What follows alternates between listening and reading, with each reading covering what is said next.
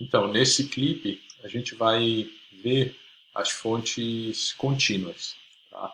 Então, enquanto que as fontes instantâneas lidavam com pulsos, né, finitos de energia ou de massa, as fontes contínuas lidam com taxas, certo? Então, se lá nas fontes instantâneas o pulso era medido em juros, por exemplo, né, uma quantidade finita, aqui nós teremos uma taxa de, por exemplo, joules por segundo, né?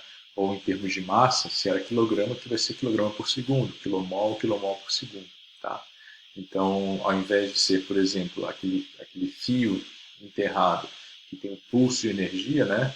Esse fio enterrado agora, por exemplo, ele vai emitir calor numa taxa contínua, certo? Não necessariamente constante, ela pode oscilar no tempo, né? Isso vai tornar a solução mais complexa, a gente não vai conseguir chegar numa solução analítica tão fácil, mas, por exemplo, eu posso ter um cabo enterrado, né? E esse cabo dissipa uma quantidade de calor por efeito Joule, e esse calor vai sendo propagado no meio supostamente isotrópico, certo? Igualmente em todas as direções, né?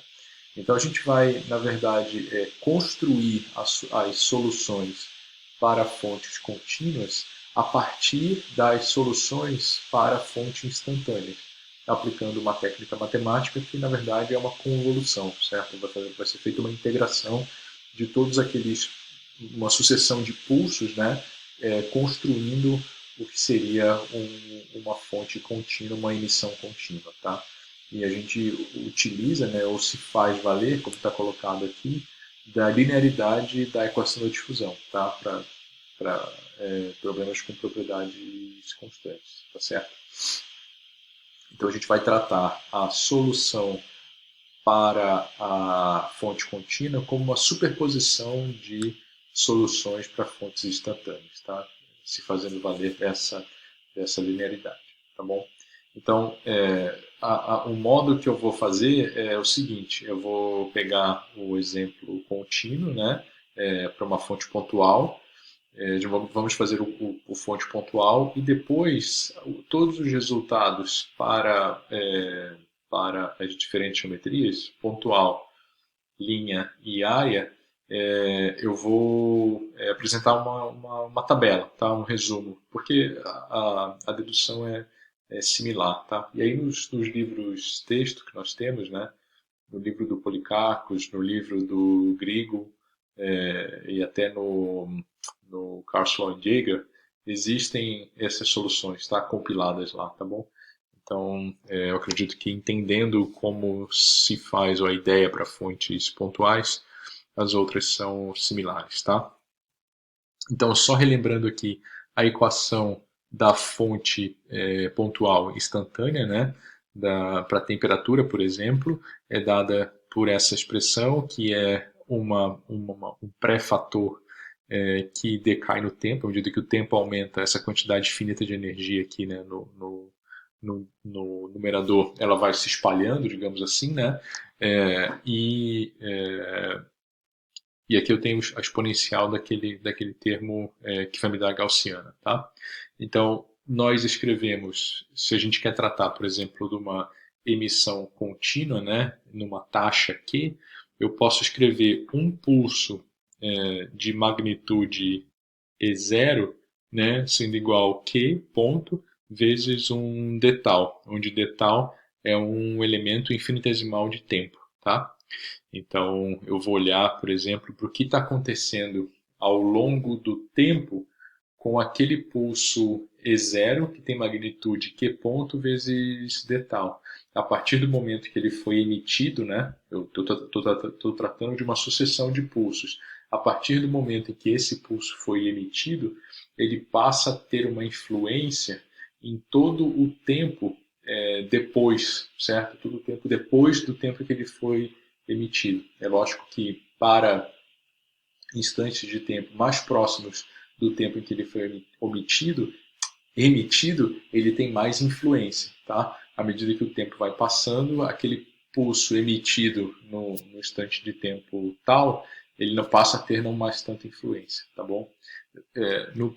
Na próxima página aqui tem um diagrama em que isso é explicado melhor, tá? Mas essa é a ideia, né? Nós queremos escrever essa equação aqui embaixo, né, um detal, para um pulso infinitesimal de magnitude Q ponto vezes d tal, emitido num tempo tal, tal que o tempo tal está entre 0 e t, né, sendo t o nosso tempo de análise, certo?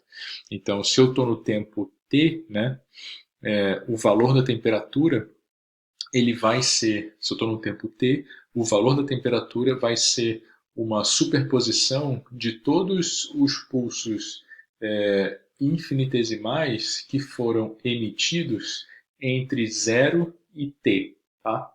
Ok?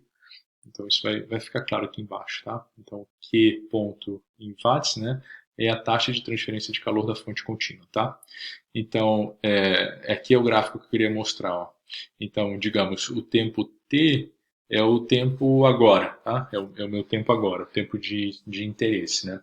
E aqui eu estou desenhando um pulsinho infinitesimal de magnitude Q ponto vezes d tal, que vai ter uma influência ao longo de todo esse trecho aqui, ó, tá?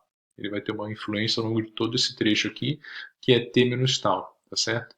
E eu posso construir, digamos assim, né, essa taxa de emissão constante, que é ponto, né, como sendo essa sucessão. Eu tenho esse, certo? Como sendo uma série de bloquinhos ali emitidos em tempos tal diferentes, tá certo? Então, o tempo t menos tal é o intervalo de tempo de influência daquele pulso, tá? De magnitude Q ponto vezes d tal, tá bom? T menos tal é o tempo de influência. Então, o que a gente faz para avaliar a temperatura no tempo t é uma superposição dos pulsos de energia infinitesimais emitidos entre 0 e t. Né? Então, aqui é exatamente a integração daquela equação que estava aqui em cima de tal, certo? Ela está sendo integrada de 0 a t, tá? Está sendo integrada de 0 a t. Só que com o seguinte detalhe, né? Aqui esse Q ele vai ser constante e vai sair, tá? Aqui tá fora da integral está tudo que é constante. Eu estou substituindo t por t menos tal, tá? Porque eu quero, na verdade, fazer uma integral dentro dessa janela aqui, dentro dessa janela de influência. Eu quero ver de 0 a t as influências dos infinitos pulsos, né? Então, é uma integral dentro da janela e a variável de integração, digamos assim, é o tal, certo? Tá? É o tal, beleza? Então, onde tem t, eu substituo por t menos tal. Então, aqui embaixo eu tinha t, substituí por t menos tal. Esse t elevado a 3 meios, ele estava aqui, né, nesse termo, então ele continuou aqui, né, continuou dentro da integral. Ficou t menos tal elevado a 3 meios, tá bom? Então, o desafio agora é a gente integrar essa equação, tá?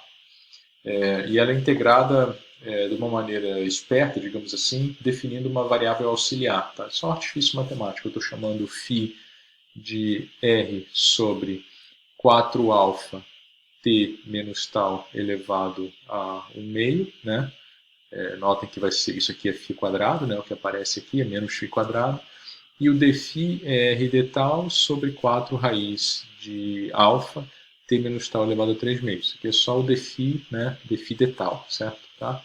Então, substituindo o φ e o dφ aqui, né? A gente vai ficar com essa expressão, tá?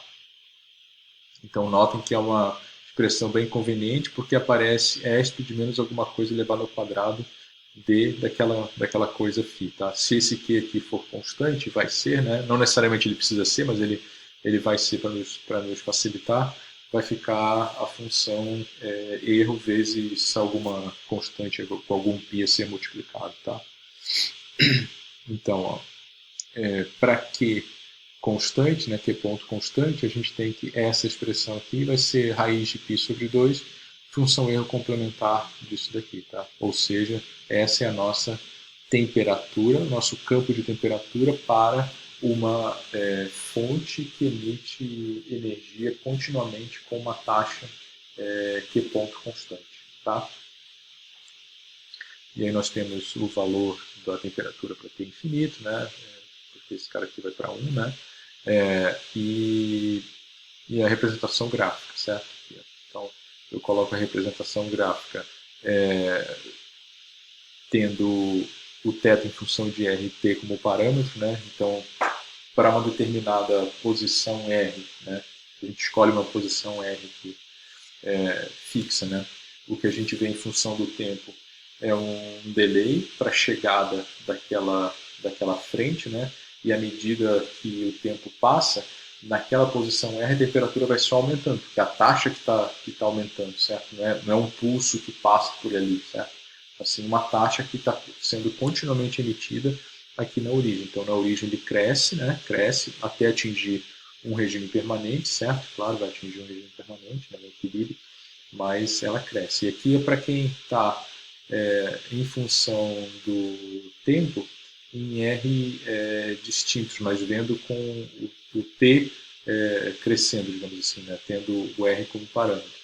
Então, quem está num R mais próximo da origem, vê a onda chegar primeiro com uma intensidade maior até estabilizar. Quem está mais longe, vê a onda chegar um pouquinho depois e estabiliza numa temperatura maior, porque aquele calor, digamos assim, para quem está num R, né, numa esfera concêntrica um pouco mais longe, aquela energia tem que ser compartilhada com um volume maior, cada vez mais e mais, cada vez maior, né, tá? E aí a temperatura não aumenta tanto, tá? Para quem está no R maior, certo? Deixa eu ver se tem mais alguma coisa aqui para baixo, né? Bom, sim. Aí só finalmente que nós, na verdade, nós construímos a nossa solução a partir de uma superposição de soluções instantâneas, certo? Nós fizemos esse somatório aqui no tempo, essa integração no tempo aqui para construir a temperatura num determinado instante de tempo como sendo uma sucessão de pulsos emitidos, infinitesimais emitidos em tempos anteriores. Não construímos a solução a partir da solução da equação, mas é óbvio, né, que essa equação 13 aqui, né, que é o perfil de temperaturas, obrigatoriamente ele tem que satisfazer uma equação, né, governante do problema, que para a fonte contínua pontual é essa daqui, ó, essa equação diferencial, né, del T, del tempo, difusividade laplaciana da temperatura, em T igual a zero a temperatura era T infinito, quando o raio vai para infinito, né, sempre existe um infinito não afetado, e aqui uma condição de satisfazer a energia, certo? Tá bom? E aí no próximo clipe, né, eu vou mostrar o combinado de soluções, tá? A tabela com as soluções.